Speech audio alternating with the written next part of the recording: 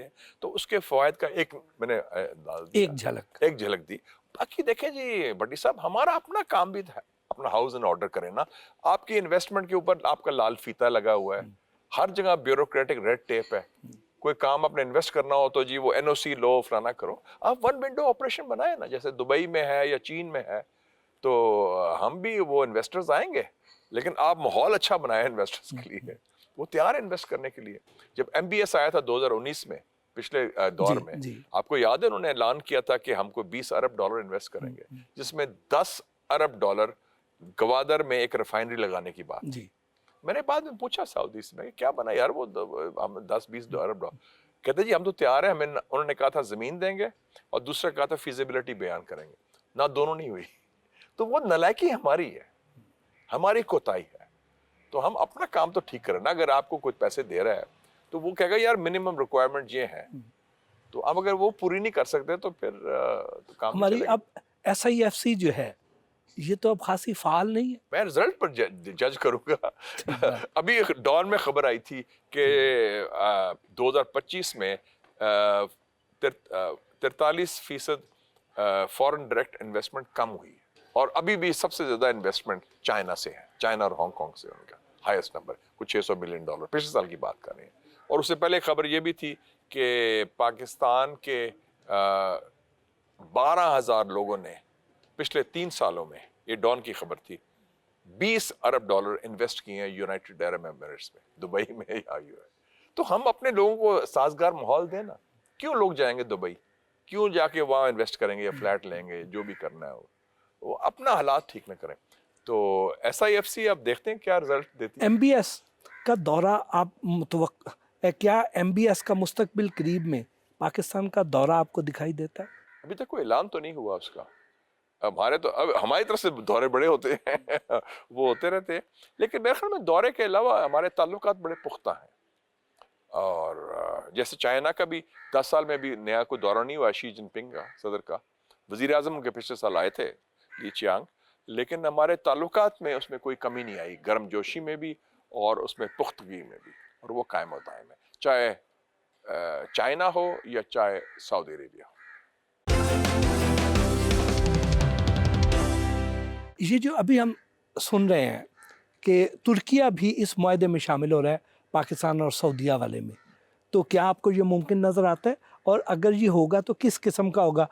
Exactly ویسا ہوگا جیسے ہمارا سعودیہ کے ساتھ ہے کہ ایک ملک پر حملہ دوسرے ملک پر حملہ تصور کیا جائے گا, تو کیا یہی معاہدہ وہاں پر بھی ریپلیکیٹ ہوگا ترکیہ کے ساتھ؟ میرے خیال اس کی شکل کوئی اور ہو سکتی ہے, ممکن ہے. کیا شکل ہو سکتی ہے؟ دفاعی پروڈکشن, ڈیفنس پروڈکشن. لیکن اب پاکستان اور ترکیہ جو ہے یہ بڑے ایڈوانسڈ ہیں دفاعی پیداوار میں.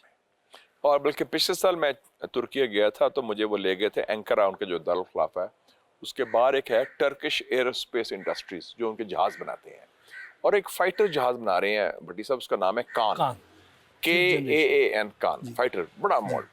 تو سنا ہے کہ اس فائٹر جہاز کی کوئی جو فائنینشیل ایسپیکٹ سعودی عربیہ ہے, ٹیکنیکل ایکسپرٹیز ہماری ہے, مل جل کے کوئی کام ہوگا.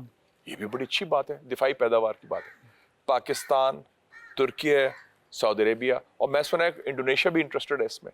تو یہ ایک مثال ہو سکتی ہے. تو اس کی شکل ضروری نہیں کہ جو سعودی پاکستان معاہدے کی ہوئی ہے, اس کی اور شکل ہو سکتی ہے دفاعی تعاون کی.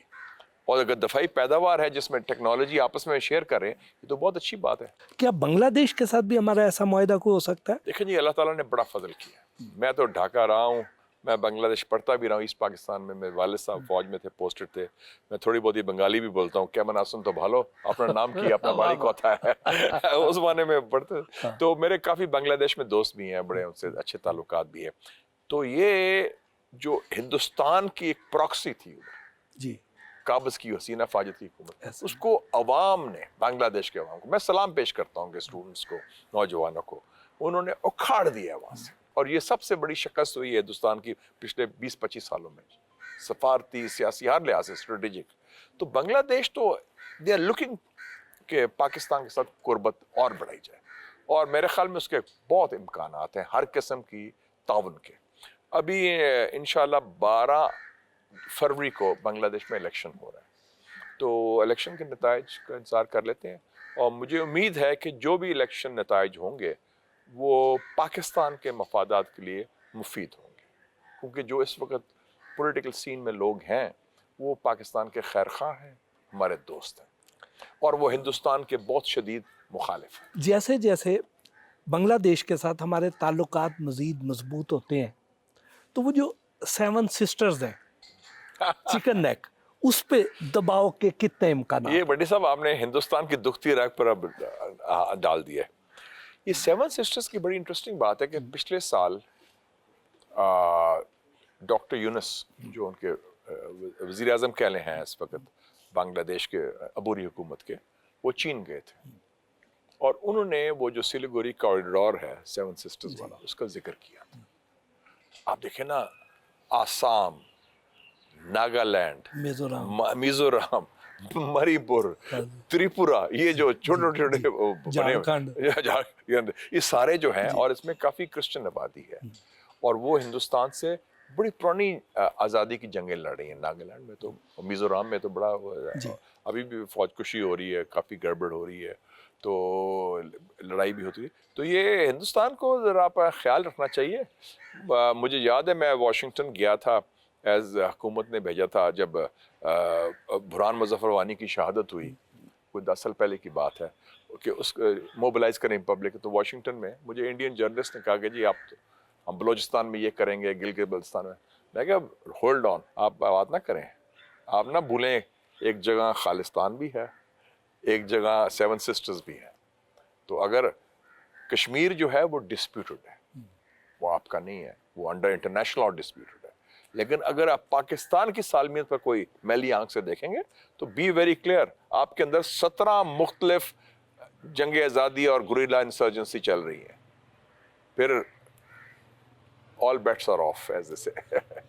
تو وہ میرے خیال میں ہندوستان میں جو ہندوتوا کی یہ حکومت ہے RSS کی، جو ایک بڑا بدبودار قسم کا انتہا پسندی ہے، مذہبی انتہا پسندی جس کی بنیاد اسلام دشمنی اور پاکستان دشمنی ہے، کیونکہ ایک زمانے میں ہندوستان ایک سیکولر، جیسے بھی کہیں نہرو کے زمانے میں تھا، جس کو سب کو شامل کرتے تھے، اب انہوں نے وہ کر دیا کہ تاج محل کا نام بھی ختم کر دیں کہ مسلمانوں نے بنایا ہے، مسلمانوں کو یہ کرو، اور گھر واپسی اور اس ٹائپ کی باتیں جو کرتے ہیں، اور RSS کی جو آئیڈیالوجی ہے، تو اس حوالے سے ہندوستان تو مجھے لگتا ہے اندر سے کافی دراریں پڑی ہیں اور تقسیم شدہ ملک ہے۔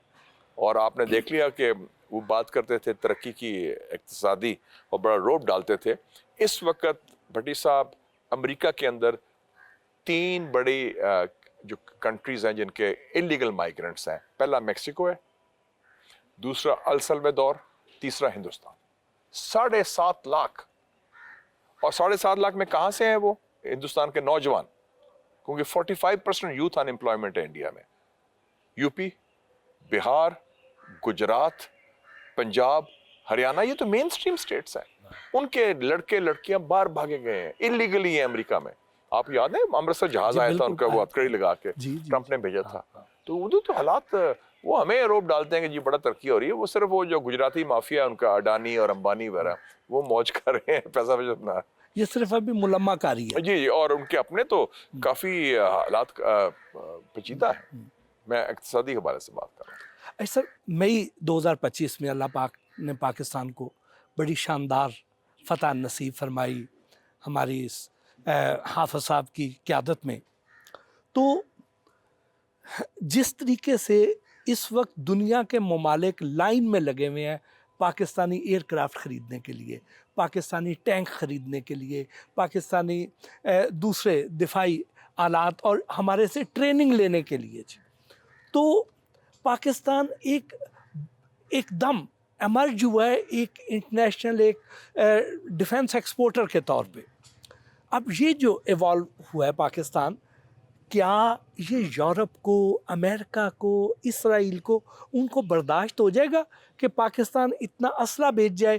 کیا پاکستان پہ کل کو کوئی پابندیاں لگنے کے امکانات تو نہیں ہیں؟ میں تو پہلے اللہ تعالیٰ کا شکر ادا کرتا ہوں کہ ہم نے جو مئی 1998 میاں صاحب پرائم منسٹر تھے، میں وزیر اطلاعات تھا اور میں چیف سپوکس مین تھا، اور ہندوستان نے جب دھماکہ کیا 1998 میں 11 مئی کو، 1988 میں اور میاں صاحب ہم قازقستان میں تھے جی۔ الماتی میں، اور وہ کانفرنس تھی ای سی او کی، وہ ختم ہوئی تو ان کے چہل قدمی کرتے ہیں جیسے ادھر